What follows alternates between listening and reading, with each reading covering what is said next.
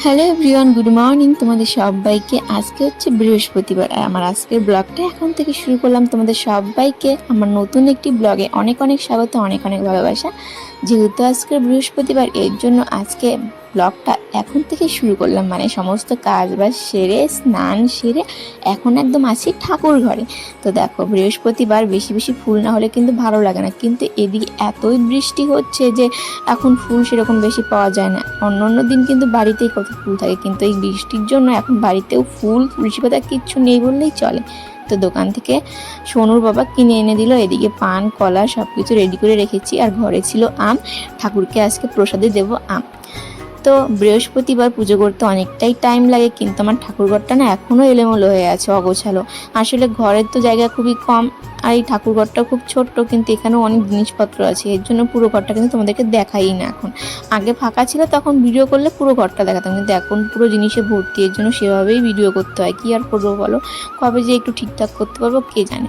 তো পুজো টুজো সেরে এখন চলে এসেছি রান্নাঘরে, রান্না বসাবো, মানে ভাত বসাবো। তো এদিকে ভাত বসিয়েছি, যেহেতু আজকে বৃহস্পতিবার আর পরের দিন আবার শুক্রবার খাবো নিরামিষ, এর জন্য আজকে বানাচ্ছি হচ্ছে ডিম। তো ওদিকে হচ্ছে আলু সিদ্ধ করেছি, বসিয়েছি।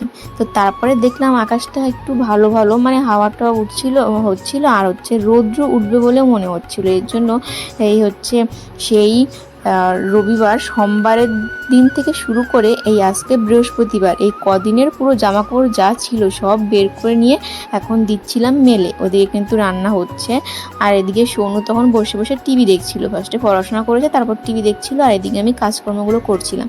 তো দেখো, অনেক দিনে ধরো জামাকাপড়গুলো জমে জমে আছে। রোজ দিন ধুয়ে দিই, কিন্তু শুকাতে তো আর পারি না। আমার আবার ওই অভ্যাসটা নেই যে ঢিপ করে রেখে দেবো, রোদ উঠবে তারপরে ধোবো।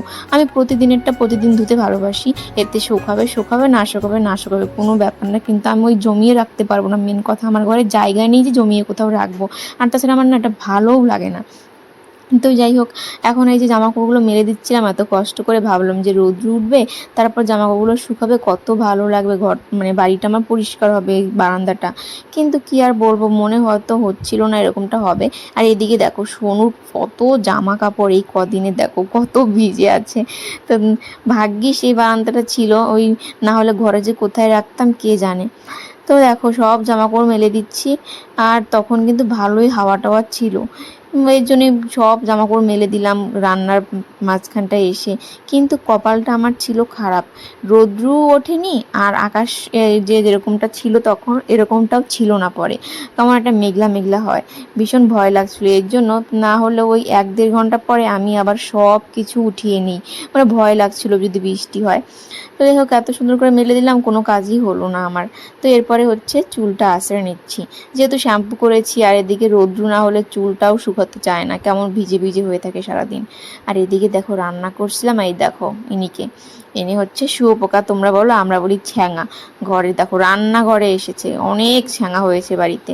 আর তারপর সোনু স্নান খাওয়া দাওয়া হয়ে গেছে, এখন সোনুকে বলছে আর ঘুমাবি। ও দেখো কীভাবে তাকিয়ে তাকিয়ে দেখছে আমার দিকে, মাঝে মধ্যে সোনুর যে কী হয় ভগবান জানে, এই ভালো তো এই খারাপ। ওকে ডাকছি আসো ঘুম পাড়াবো, ওখানটায় চুপচাপ বসে আছে ড্রেসিং টেবিলের উপরে। ছোটোবেলা এরকম করতো, মাঝখানটা বন্ধ হয়ে গেছিলো, আবার এখন ড্রেসিং টেবিলের উপরে বসে থেকে কবে যে পড়ে যাবে মেয়েটা সেটা ভাবেই না। তো দেখো, এখন চলে গেছি বাবার বাড়িতে। আসার টাইমে সোনুকে একদম প্রাইভেটে দিয়ে তারপরে এসেছি, আর এখানে কিন্তু কাজ এখন শেষ, মানে বন্ধ করে দেবে, 5টা বেজে গেছে। আমাদের এখানকার মিস্ত্রি 5টা বাজলেই কাজ শেষ করে দেয়। তো তারপরে চলে যাই আবার ঘরে। ঘরে গিয়ে ভিডিওটা আগের একটু এডিট করি, পরে আর হয় না এডিট করা। তো দেখো 6টা বেজে গেছে, আর এই মাত্র আমি লাইভটা বন্ধ করলাম, আর আজকে লাইভ করেছি আমি এখানে বসে। দেখো, কারণ না আমাদের ওই ঘরে হচ্ছে নেটওয়ার্কের প্রবলেম হয়, মানে ওখানে ওয়াইফাই ভালো মতো কানেক্ট হয় না। আর তাছাড়া ঘরের মধ্যে লাইভটা কেমন যেন হয়। তো মা বলছিল ওখানে লাইভ করবি না, যেটুকুনি বোঝে মা, ভিডিও দেখে, বলে যে ওখানে করবি না, ওখানে করলে ভালো হয় না, ভালো লাগে না দেখতে, কেমন কালো কালো হয়, এটা ওটা বলছিল মা। তো এর জন্য আর করা হয়নি। আর তাছাড়া মেন কারণ ছিল চোখটারও অসুবিধা ছিল এর জন্য। তো আজকে অনেক দিন পর লাইভ করলাম, বেশ ভালোই লাগলো তোমাদের সাথে কথা বলে। মানে যখন মন খারাপ থাকে, কিছু করার থাকে না, তখন ভাবি যে একটু লাইভে আসি, তোমাদের সাথে গল্প করি। তো তোমরা যারা যারা এই ব্লগটা দেখবে তারা কিন্তু কমেন্ট করবে তোমরা কে কে আমার লাইভটা দেখেছিলে, ঠিক আছে? তাহলে ভালো মতো বুঝতে পারবো। আসলে মানে এক এক জায়গায় এক রকমের নাম না, এর জন্য গন্ডগোল হয়ে যায়। তোমার মানে কী বলবো, তারপরে তোমরা যখন বলো তখন আর কি বুঝতে পারি তুমি কে। তো যাই হোক, তোমার সাথে কথা বলে কিন্তু ভীষণ ভালো লাগে, মনে হয় যে নিজেরই কেউ আর কি। সত্যি মানে ইউটিউবে না এলে এই জিনিসগুলো না বুঝতে পারতাম না, যে চিনি না জানি না তবু কত নিজের মনে হয় সবাইকে। তো সত্যি বেশ ভালো লাগে মাঝে মধ্যে এভাবে লাইভে আসতে। কিন্তু আগে খুব লজ্জা পেতাম, এখন একটু একটু করে লজ্জাটা মানে চলে যাচ্ছে। মানে চেষ্টা করছি যাতে এরকম লজ্জা না লাগে, কিন্তু তবুও কেন জানি না লজ্জা লাগে, ভগবান জানে।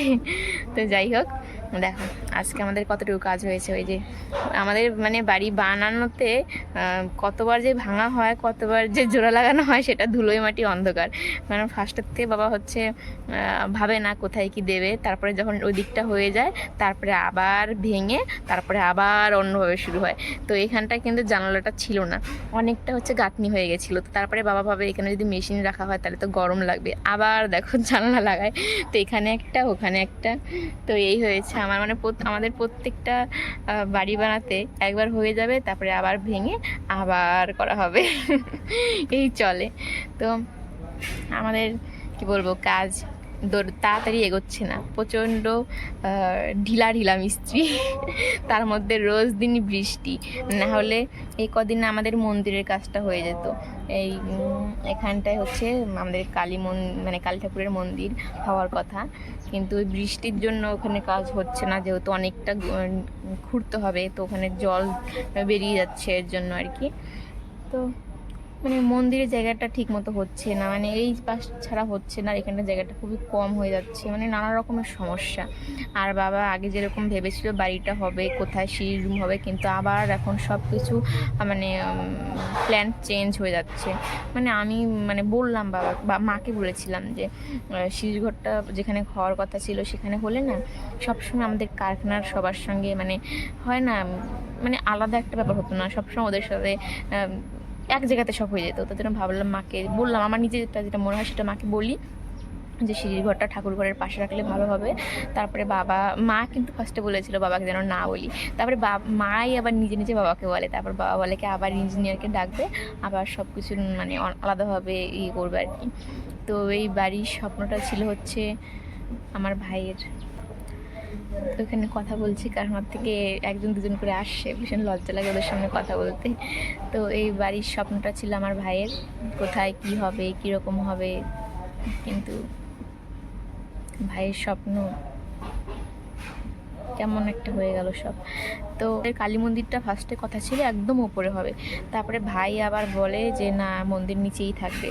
এই নিয়ে মানে আজকে এটা কালকে ওটা, দুদিন পর পর শুধু প্ল্যান চেঞ্জ এরকম হচ্ছে।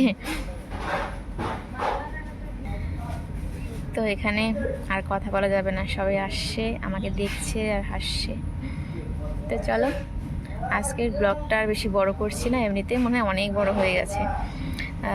তো এখন 6টা বাজে, সোনু একটু পরে চলে আসবে, তারপরে চলে যাব বাড়িতে। আর আমি এখান থেকে ভিডিও এডিট করে যাই এখন, ফার্স্টে কদিন যেতে পারিনি, আমার খুব অসুবিধা হতো রাত্রেবেলা, সেই আর সোনুকে ঘুম পাড়িয়ে তারপরে 11টা 11:30 বাজতো ভিডিও এডিট করতে, খুব অসুবিধা হতো। ভাবলাম কি আর ওখানে গিয়ে ব্লগ তো সেভাবে কিছু থাকে না করার মতো, এখন থেকে এখানে মানে শুরু করব ওখানে, শেষ করব এখানে, না হলে না আমার এডিট করতে খুব অসুবিধা হয়। তো তোমরা যারা যারা আমার ব্লগ দেখো তাদেরকে অনেক অনেক অনেক অনেক অনেক অনেক ধন্যবাদ, মানে অনেক আমার তরফ থেকে ভালোবাসা। সত্যি তোমরা আমার পাশে আছো বলেই মানে নিজেকে এতটা কিন্তু শক্ত মানে করতে পেরেছি, না হলে যদি আজকে আমি ভিডিও না করতাম তাহলে হয়তো ভাইয়ের জিনিসটার জন্য মানে সারাক্ষণ কষ্ট পেতাম, কান্না করতাম। কিন্তু ভিডিও করি সেই দিক থেকে মানে একটু হলেও যেন মানে নিজেকে মানে একটু মানে কি বলবো, মানে একটু হলেও মানে পেয়েছি যে মানে হয় না একটা ব্যাপার, বলে বোঝাতে পারছি না আমি। তো তবুও মানে কাজের ফাঁকে ফাঁকে ভাইয়ের কথা মনে পড়ে যায়, তখন ভীষণ কষ্ট হয়।